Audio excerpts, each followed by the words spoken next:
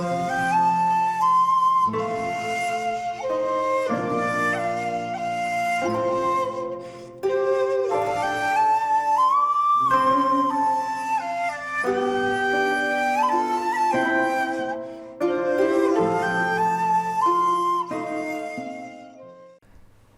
there, this is Solitary Ronan from Solitary Ronan Films, and welcome to a random review. Today's random review is a Banquet, directed by Scottish director Ruth Paxton. And shock horror, this is a film from 2021. I've watched another modern film, unbelievable. This is another one of Second Sight's kind of modern British films that they've been given special treatment to, which I think is kind of nice and kind of important. They recently did Censor, which I thought was good, not great. And they recently did Bull, which again I thought was good, not great. And they're releasing Stephen Graham's cookery film soon as well, which I'll probably pick up. As always with Second Sight Special Edition, the nice hard box, and lovely art cards.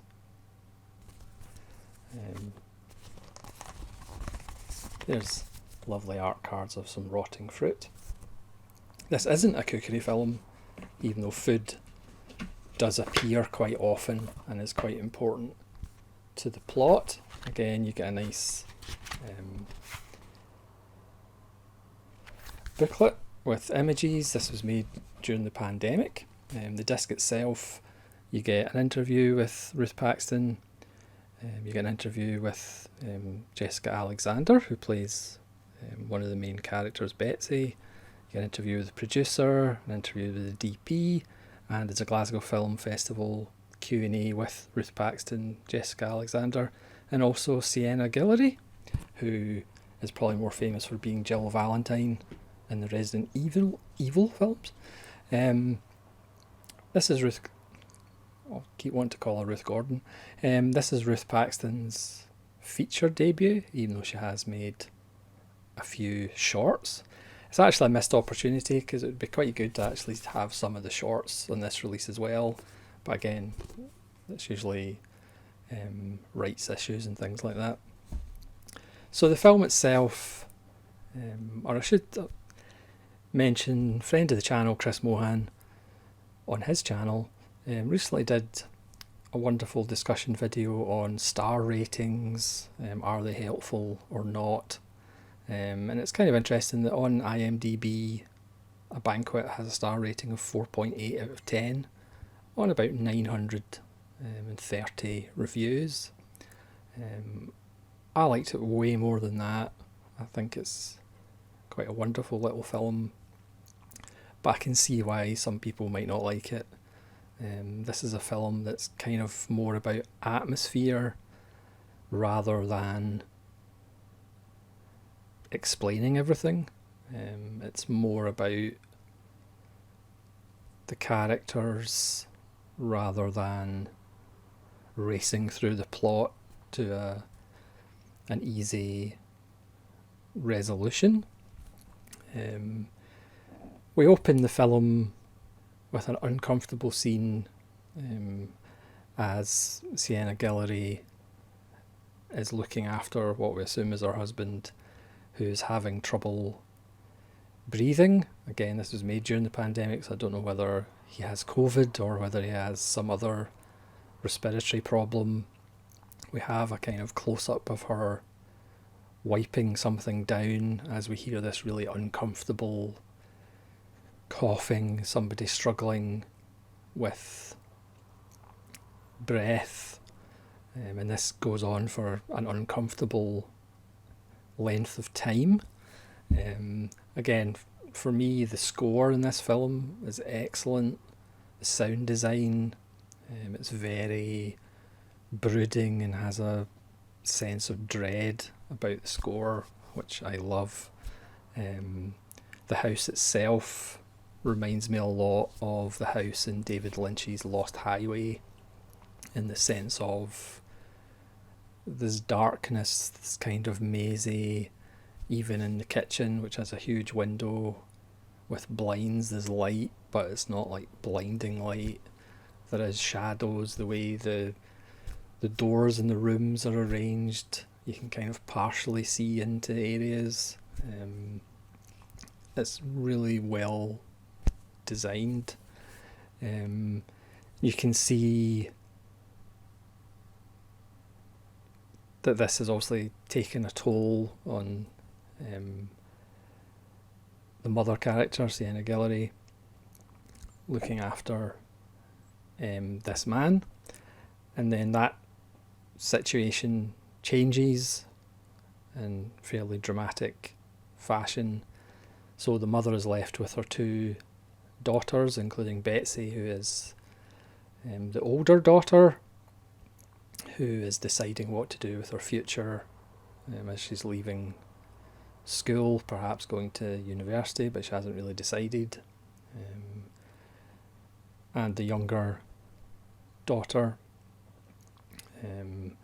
So Betsy goes to a party one night, as I believe young people do, and after getting what she thinks is cocaine, but it's actually something else, so it's just for a laugh, she's a bit pissed off, so she goes out for a cigarette and wanders off into this kind of copse of trees,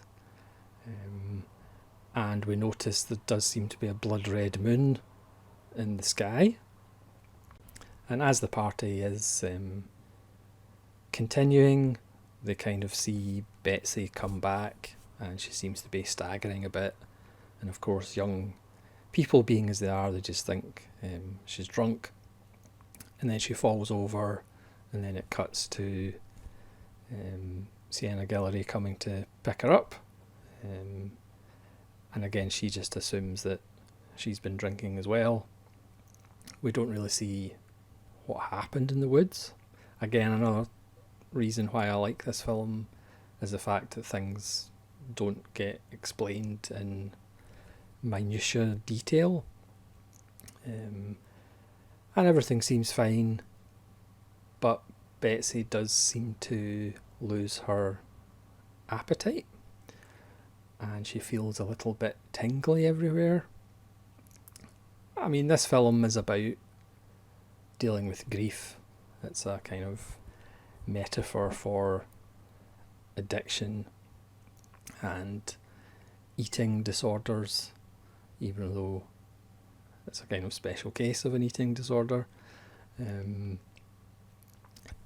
obviously Sienna Guillory is worried, and obviously she's had to deal with the loss of her husband, and now obviously she's worried about her daughter, who gets to the stage where she just refuses to eat.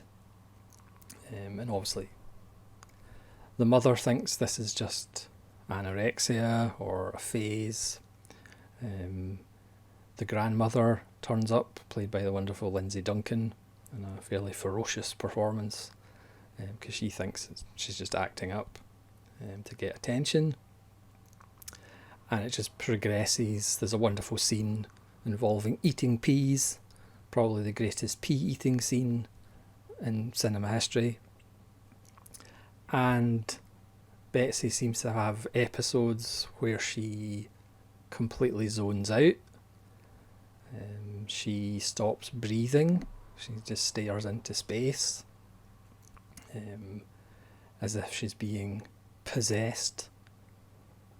But it's okay, there's no spinning heads or beds levitating or anything like that. This is very low key. And again, I can see why some people really don't like this film, because it is quite deliberately paced. It is shot beautifully. Ruth Paxton really uses, as I say, the space in the house. She uses really nice, interesting compositions. It's wonderfully acted, as Betsy just seems to be getting worse. Our episodes seem to be more severe, and she tells the family what is happening to her and what is coming, and that is where I shall leave the plot. But again, as I said, this is a film that's about atmosphere. Obviously, it's about the relationships between these women, these girls, and their mother and grandmother, and the grandmother, and her daughter, the mother. Everybody gives wonderful performances, and again, just the sense of dread, the atmosphere, and that music that is just kind of like a little earworm gnawing away at you is very well done. And certainly I'll be interested to see what Ruth Paxton does next. So that's a look at A Banquet. Again, Second Sight do release just the disc only at a later date, depending how the original release sells. So if you don't fancy spending 25 quid on the hard box, I'm sure you can buy it for like 15 just in the original disc when it comes out. It's a really lovely little film, but again, if you're wanting slam bam thank you ma'am action, this probably isn't for you.